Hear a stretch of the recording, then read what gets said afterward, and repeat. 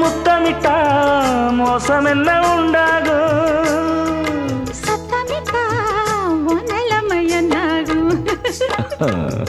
புது வளையல அரைச்சு தொண்டையில தான் நினைச்சு மாமன் கிட்ட பேச போற மணிக்கணக்கா.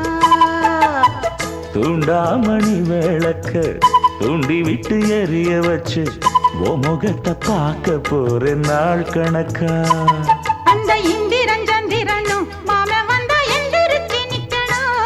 அந்த ரம்பையும் ஊர்வசியும் மயிலுக்கு தொண்டுகள் செஞ்சிடணும். நான் காத்தாகி ஊத்தாகி மாமனை தழுவி கட்டிக்கணும். தூது வளையல அரைச்சு தொண்டையில தான் நினைச்சு நானும் கூட பேச போறேன் மணிக்கணக்கா.